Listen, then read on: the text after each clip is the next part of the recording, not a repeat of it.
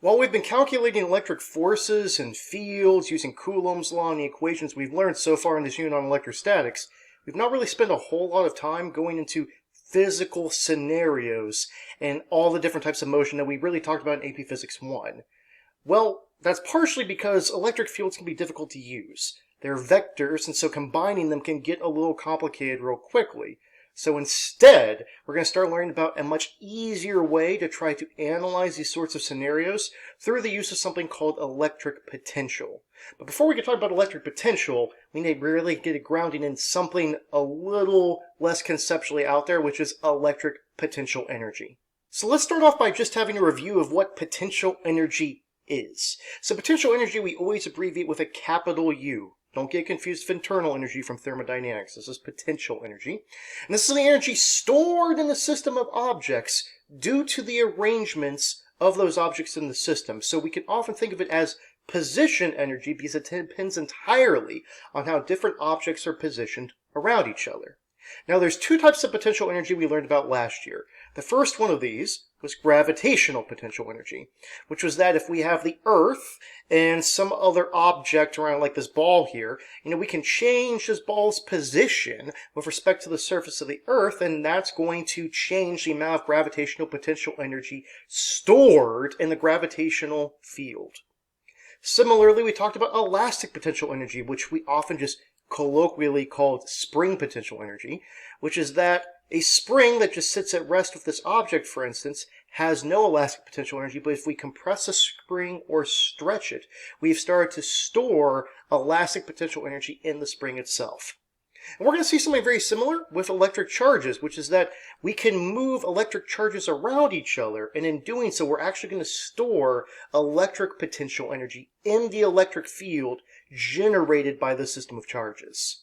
So let's continue this review for a few more seconds. And first off, let's go through a few basic steps we need to remember whenever we talk about potential energy. Well, first, there's going to be some point where the potential energy is zero. So for instance, on the Earth and this ball, we go ahead and say that if it's at this elevation right here, okay, well then that is a gravitational potential energy of zero. Similarly, if the spring is not stretched or compressed, that is an elastic potential energy of zero. So there's some arrangement that we can do that just gets rid of the potential energy entirely. So the next step is we want to gain any sort of potential energy, we must do work against a conservative force. Now remember, the word conservative means that if we do work against it, it stores that energy. It is conserved. So for instance, if we do work against the gravitational force, if I take that ball and I raise it up to a higher elevation, I've done work against the gravitational force. That is stored as gravitational potential energy, that energy that I've used is. Similarly, I could stretch the spring. In doing so, I'm doing work against the spring force, and that will be stored as elastic potential energy. And then the last step we want to consider is that if we are to release these objects, if we release them, they spontaneously decrease in potential energy and increase in kinetic energy. So if I have a ball at the top of that hill and I let go, it's going to spontaneously form kinetic energy and transform that gravitational potential energy to kinetic. Same thing with the spring. If I stretch it and let go, it's going to spontaneously start moving and change the elastic potential energy to kinetic energy. But how does this tie into electric potential energy and electric charges? So I'm going to have a really large negative charge here, and we're going to say it's fixed in position, so it can't move around, just to make the system real simple to think about. Well, where can I place another negative charge? We'll say, for instance, that the electric potential energy would be zero. Well, we know that the electric field from this charge, technically speaking, extends to infinity. So there's really no point we could do it, but theoretically, we could say that if we make this tiny little negative charge go an infinite distance away, really big distance far away, that the electric potential energy of this system should be zero because they're in no way going to affect each other. So, theoretical, yes, but just think about a really big distance. Okay, so at this initial point, the electric potential energy of the system is zero. There are no types of energy, gravitational, elastic, electric potential, or kinetic, in the system at all. Now, what we can start doing, though, is we can start pushing that tiny little negative charge towards the other negative charge. And we are doing work against the electric force. These charges want to repel, they want to move away. So to move them together, we're having to use energy to push them near each other. And that energy is stored as electric potential energy. So we have a gain in electric potential energy. So we've now increased that bar on this energy bar chart. Well, simultaneously, let's say we took to the next step. Let's say we took that negative charge, we pushed it real close, and now we let go. Well, if we let go, it's going to spontaneously shoot away because it wants to get away from that negative charge. And in doing so, it's going to convert this electric potential energy to kinetic energy. And so we are going to start losing electric potential energy and start gaining kinetic energy. And that's going to keep happening until eventually it gets, quote unquote, infinitely far away once again. Well, that was two negative charges, but what happens if we have two positive charges? Well, really the exact same thing. So let's go through this real quick. If I have a big positive charge fixed in position, if I want to have no electric potential energy, I need to move this tiny little positive charge infinitely far away. There's no energy in my system. I do work to push them closer together. That work is stored as electric potential energy in the electric field. And then if you were to let go of this tiny little positive charge, it would zoom away and spontaneously convert that electric potential energy to kinetic energy. So that was two systems of like charges, negative and positive, but electric forces and fields and everything have been really complicated because there are two types of charges. So how is that going to be affected when it comes to electric potential energy? Well, let's go ahead and say for this particular situation, I have a large positive charge fixed in position. I've put a negative, tiny negative charge free to move infinitely far away. So once again, there is no electric potential energy, no energy at all in the system because they are too far away to affect each other. Now, let's say you just nudge it ever so slightly, like you do an infinitesimal amount of work just to get the negative charge close enough that it starts being affected by the positive charge. Well, what's going to happen? They're naturally going to be attracted to each other because opposite charges attract. So the negative charge will start to slowly accelerate and go faster and faster and faster towards this positive charge, and it is spontaneously gaining kinetic energy as it goes towards this positive charge. But how is that possible? You know, in the previous situation, we gave energy to the system. We applied energy to it, it gained that energy, and then converted that to kinetic. But we can't just get energy from nothing. So where is this kinetic energy coming from? Well, I want you to remember that previously we talked about that when it came to these sorts of things, that whenever you saw an increase in kinetic energy, we should expect there to be also a decrease in potential energy. Well, how could we decrease potential energy? Because potential energy was already at zero right here. Wow. Was already at zero. There we go. That's better. Right here. So how could we get, a decrease there? Well, that's because it's actually going to become negative. That as this charge zips towards the other one, it gains positive kinetic energy, but also gains negative electric potential energy at the same time. So if that we were to add the two together, the total energy of the system would still be zero. Energy would still be conserved. And let's look at a slightly different scenario. Let's say we have a positive charge fixed in position and this negative charge is just being held in place right there. And this system must have some amount of negative electric potential energy because we just established that a second ago. And we'll talk more about that in a second. Don't freak out about it yet. So we have it here with a negative electric potential energy, and we could do work pushing this negative charge farther away. So we do work against the electric force pushing it away, and that work will actually cause an increase in electric potential energy, which will actually cause a decrease in negative electric potential energy. It will start to go back to zero. And eventually, if we push it infinitely far away, we would reach a point where there was once again zero energy. So let's talk about how we could potentially calculate this potential energy. And first off, let's go ahead and recognize something, that the equation for work, remember we learned last year, is the force parallel times the distance. And so this work is going to be change in electric potential energy is equal to, well, the force is the electric force we're pushing against. And let's imagine this charge was initially right here next to the positive charge. And we've pushed some distance r away, well then that distance would just be r. So the work we have done is the electric force times r. And is we could plug in the equation for the electric force kq1 q2 over r squared times r, and we see that this r will cancel with that r, and we are left with kq1 q2 over r. And in fact, this is the equation for the electric potential energy of a system of what we call point charges, any sort of spherical, simple charges. So we abbreviate that with a capital UE, and so this is the potential energy stored in a system of electric charges. It is stored literally in the electric field. So the system must contain both charges, if we have two, or we have to say it's one charge and the electric field that that charge is placed in. Remember, we have to have both objects for there to be potential energy. So the equation is UE is equal to kq1 q2 over r, where UE is the electric potential energy of a system of 2 point charges, unit being joules, so this energy. K is Coulomb's constant, 9 times 10 to the 9th newtons times meter squared per coulomb squared. We have each charge in coulombs, charge 1 and charge 2. Now notice, there is no absolute value here. And that is really, really, really important.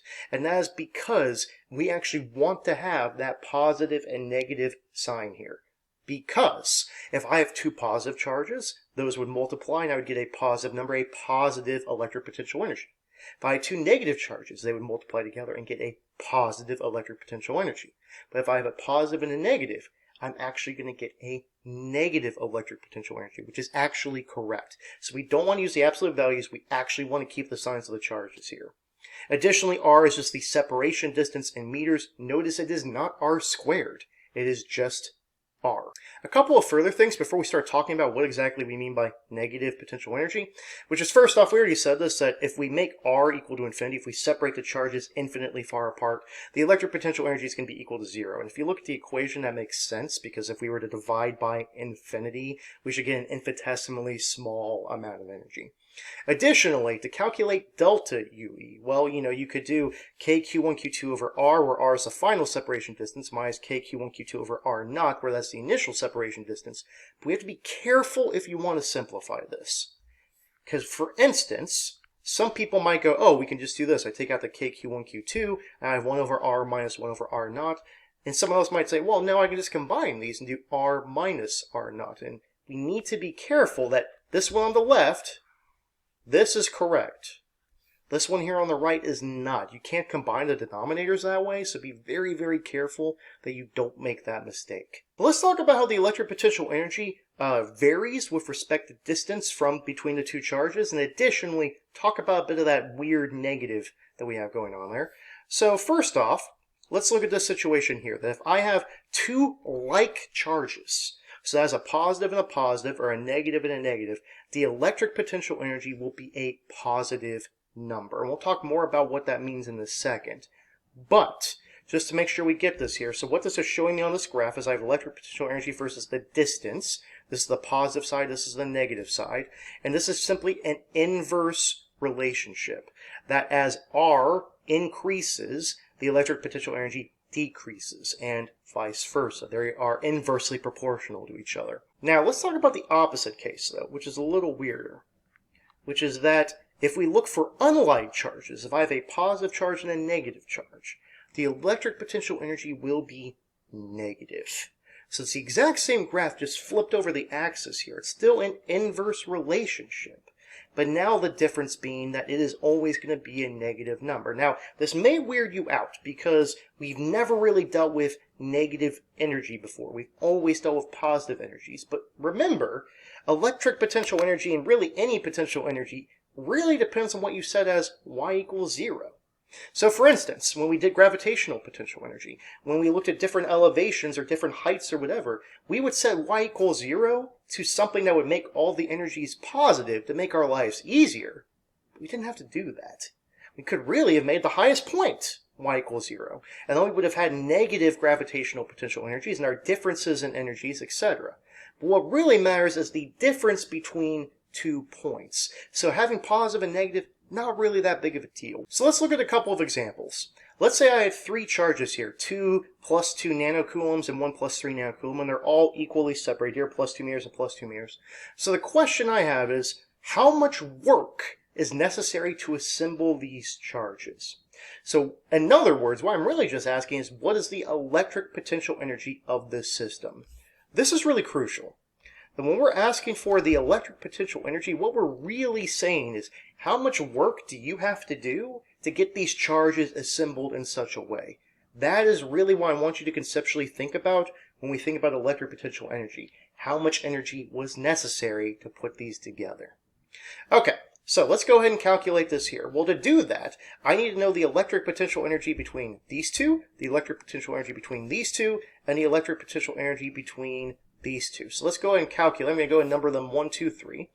And the electric potential energy between 1 and 2, I just stick it in the equation. K, Q1, Q2 over R. We have Coulomb's constant, 2 times 10 to the negative 9. Remember, nano is negative 9 coulombs. We have 2 of those. Divide by 0.2 meters, plug that in my calculator, and I get 1.8 times 10 to the minus 7 joules. I'm going to do the exact same thing for the other two. So between points 1 and 3 and 2 and 3, go ahead and stick them in. We're going to have slightly different numbers because now we have 3 times 10 to the negative 9 coulombs. And additionally, between 1 and 3, that's going to be 0.4 meters instead of 0.2 meters.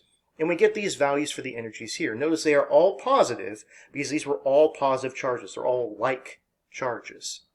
Okay, so what do I do from here? Well, because I found the electric potential energy between each set, but how do I find the electric potential energy of the whole system? Oh, you just add them together. Because energy is a scalar. This is super easy. I don't have to worry about directions. I just plug all these in, I add every one together, and I get the total electric potential energy of 5.85 times 10 to the negative 7 joules. That is all there is to it. Find each individual set, add them together. And to help prove that this is as easy as it looks, if you want to try this one on your own, feel free to pause it and give it a shot.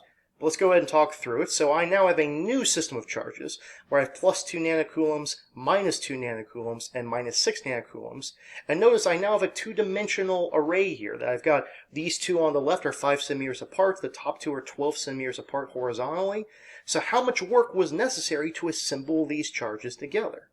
Well, once again, we are just going to find the electric potential energy between each pair. Now, I went ahead and figured out that the distance between 2 and 3 was 13 centimeters just by recognizing that this is a right triangle. This is a 5, 12, 13 right triangle. So we have everything that we need now. So the electric potential energy between each set, you just do Coulomb's constant times one charge times the other charge, divide by the distance, making sure you put the distance in meters because I gave it to you in centimeters.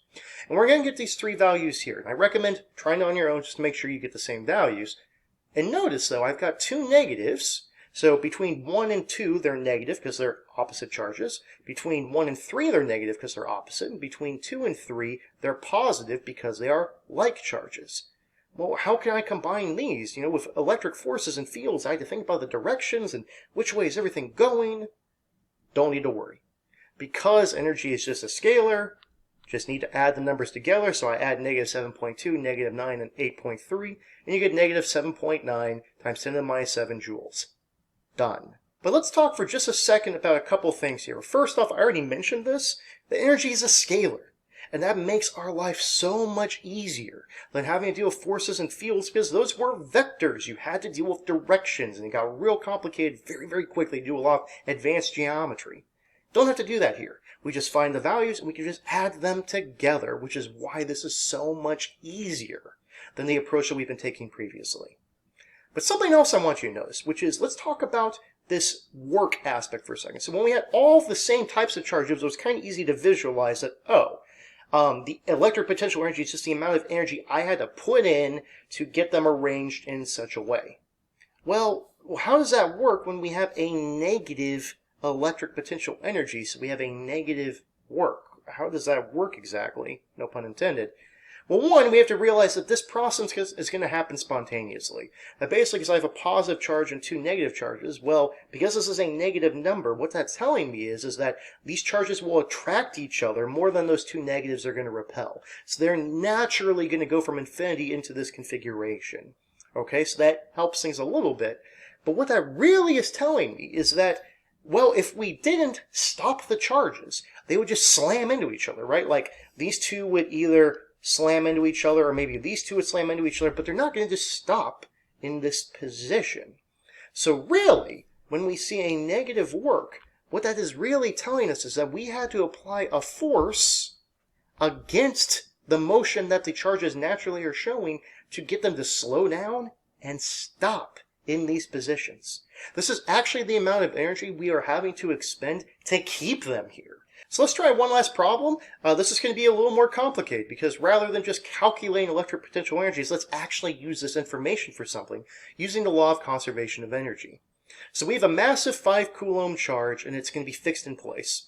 And we have a 0.5 kilogram plus 5 microcoulombs, remember micro is -6, sphere is held at rest 2 meters to the right of the massive charge, so 2 meters from its center.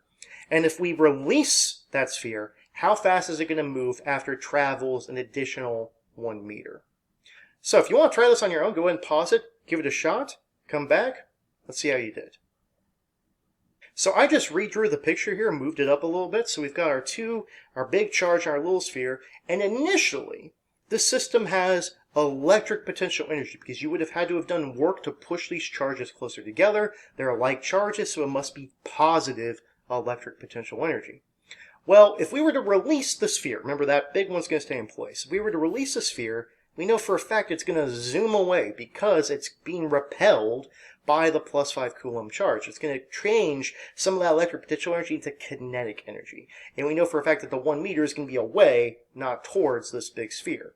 So the first thing we need to do is we need to determine, okay, well, what is the difference in the electric potential energy between this position and the position that we're looking for that's 1 meter further away? So I'm going to use this equation. Remember, I don't put these in the same denominator.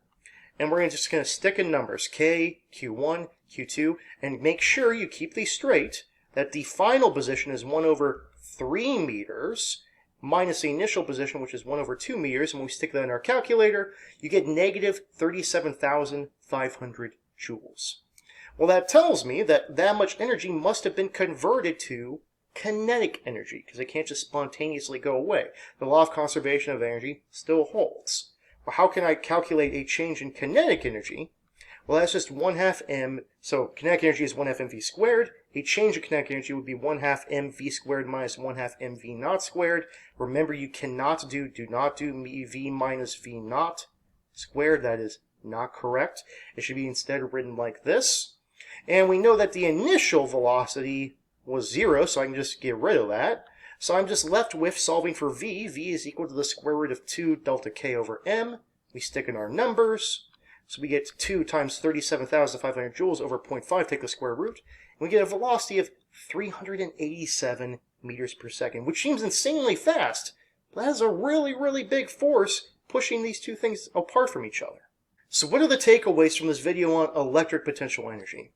Well, one, can you calculate the electric potential energy of a system of point charges by just using that equation? U is equal to K Q1 Q2 over R, remembering not to use the absolute value sign and just do it for every set of charges in the system. Can we explain how the electric potential energy of a system is different between systems of like charges and systems of unlike charges? Remembering that for systems of like charges, it is a positive value because that's the amount of work you had to do to push them together. For unlike charges, it's a negative value because it's the amount of work you had to do to keep them from slamming into each other. And lastly, can we utilize the law of conservation of energy like we did in our last problem, as well as the definition of work just being a change in energy, to analyze systems that involve electric potential energy?